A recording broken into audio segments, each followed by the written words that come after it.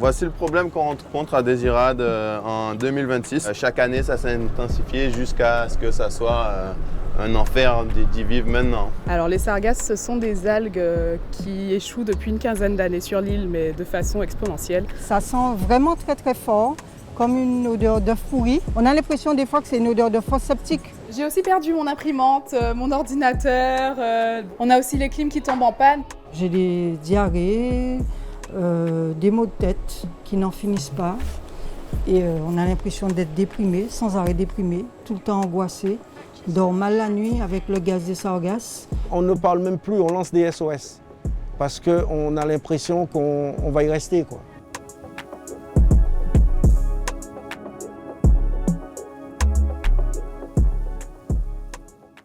Dans cette vidéo, je vais vous montrer comment une algue appelée les sargasses pourrit la vie de tous les habitants de la Guadeloupe et des Caraïbes.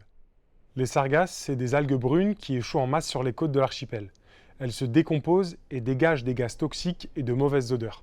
L'émanation de ces gaz entraîne des problèmes de santé, comme l'irritation des yeux et de la gorge, des maux de tête, de la toux, des démangeaisons, des vomissements et des vertiges.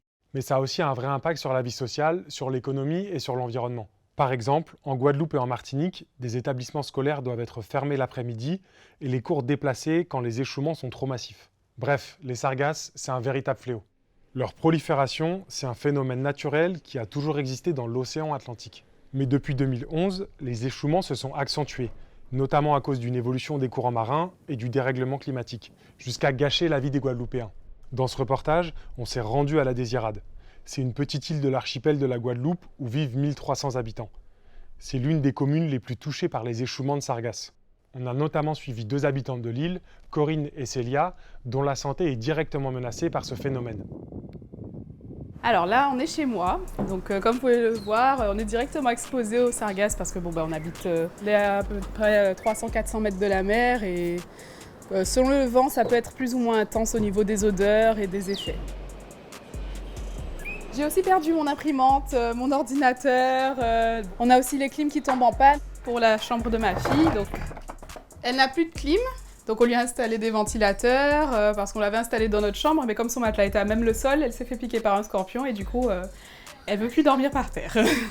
Mais c'est vrai que j'essaie de relativiser parce que je me dis qu'un petit peu plus proche de l'eau, j'ai des voisins qui sont bien moins bien lotis, on dira. Là, on est au Souffleur, donc en fait, j'habite directement sur la plage à proximité. Ma maison, elle est là et je subis tous les jours les nausées, les vomissements, tout ce qui est lié au gaz H2S des sargasses. Donc je vis pratiquement avec la maison tout le temps fermée, puisque les odeurs et les gaz, ça noircit tout chez moi. Donc là, on a tout ce qui était en cuivre, la plomberie en cuivre, alors il a fallu qu'on change. On a tout refait en plastique. Ça, c'est toute la tuyauterie en cuivre qu'on avait à l'initiale. Même la poignée des portes. La poignée toute noircie. Toutes les serrures, toutes les ouvertures. On a aussi là. C'est tout noir, vous voyez sous les doigts. Tout le temps, c'est comme ça. Dans ma cuisine, c'est là où il y a les salles d'eau, là où il y a de la plomberie aussi. Donc tout est affecté, hein. J'avais un congélateur, je suis obligée de le mettre en réparation parce qu'il est sous garantie et j'espère qu'il sera réparé. Là, j'ai remplacé mon réfrigérateur. Chaque année, j'en remplace un d'eux. Là, je suis obligée de prendre le plus petit possible. Là, c'est le 2e micro-ondes que j'achète. Donc j'espère qu'il va encore durer un petit peu plus. Et j'ai une multiprise pour pouvoir brancher mes appareils. Mais maintenant, je suis vouée à tout débrancher parce qu'en fait, toutes mes prises sont noircies avec le gaz des sargasses. Donc, je suis obligée de tout débrancher pour qu'il n'y ait pas d'incident ou d'incendie électrique. Puisque des fois, on a l'impression d'entendre des crépitements dans les prises. Donc, c'est infernal. C'est mon vécu tout le temps, hein, depuis 15 ans. Micro-ondes, télévision, congélateur. Service après-vente du congélateur, transport, puisque mon congélateur est en panne. Alors j'ai pour un total déjà de 919,25 €. Voilà, à mes frais, rien que pour l'année 2026. Et là, c'est les factures de magasin. On doit payer la péniche. Ensuite, ici arrivé, il faut qu'on paye un transporteur. Donc ça nous revient en moyenne de 1 000 € par année. Je suis AESH, donc je travaille à l'école. J'ai un salaire moyen de 1 000 €. Donc je suis mariée, donc j'ai mon mari aussi qui travaille. Donc on essaie tant bien que mal de pallier à toutes ces dépenses. On peut payer des fois en plusieurs fois, mais on privilégie maintenant le strict nécessaire. À force, la santé, elle est pas très bonne en période de sargasse, puisque j'ai des diarrhées, des maux de tête qui n'en finissent pas. Et on a l'impression d'être déprimé, sans arrêt déprimé, tout le temps angoissé. On dort mal la nuit avec le gaz des sargasses. Et des difficultés oculaires avec les yeux. Ça m'est arrivé d'avoir des trous de mémoire. Donc, est-ce lié ou pas, je ne sais pas.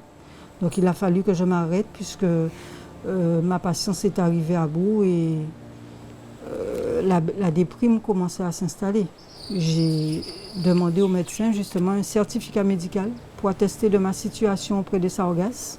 Je suis signée docteur d'État en médecine, installée à la Désirade, certifiée avoir examiné madame moi-même, Corinne, née le, et elle présente des intolérances aux sargasses à type d'allergie oculaire, cutanée, accompagnée de crises d'angoisse, des troubles de l'équilibre, des trous de mémoire. Voilà, c'est tous les symptômes qui sont liés justement aux émanations des gaz de sargasses.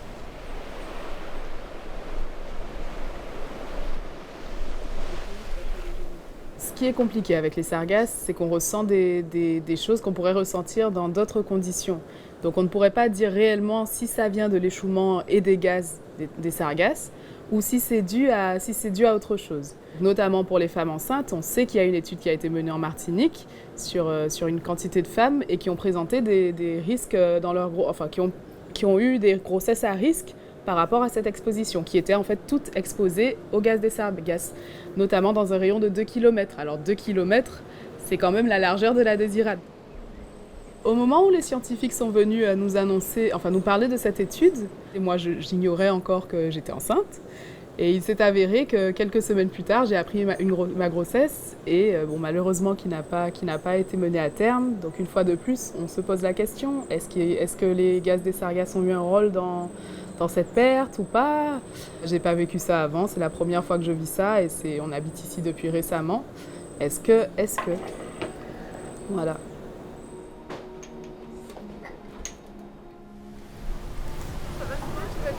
Ça va, et vous? Ta journée. Fais aller. Oui, ça va. T'as des infos sur les rotations bateaux? Non, pas plus que ça. Alors l'association c'est Désirade Sécurité. On a créé cette association pour la défense des droits des Désiradiens sur tous les points de vue, santé, environnement, téléphone, électricité, sargasses, eau. On est arrivé à un point que on est tellement à bout et on a l'impression que personne ne nous entend. On ne parle même plus, on lance des SOS parce qu'on a l'impression qu'on va y rester, quoi. On attendait, on était dedans.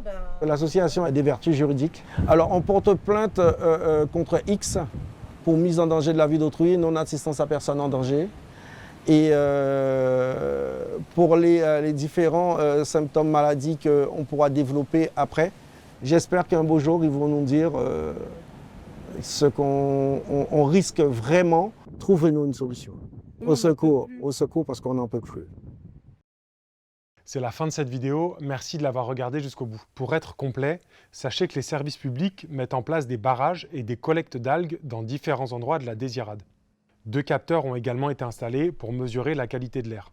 Depuis 2018, 2 plans nationaux de lutte contre les sargasses ont été mis en place en Guadeloupe, en Martinique, à Saint-Martin et à Saint-Barthélemy pour un total de 45 millions d'euros. Un 3e plan est en cours d'élaboration. Cette vidéo, elle a été réalisée par Bénédicte Jourdier. C'est une journaliste qui vit en Guadeloupe et qui réalise régulièrement des reportages pour Street Press. D'ailleurs, on a envie de continuer de raconter le quotidien des Antillais. Mais pour ça, on a besoin de vous. Alors soutenez-nous.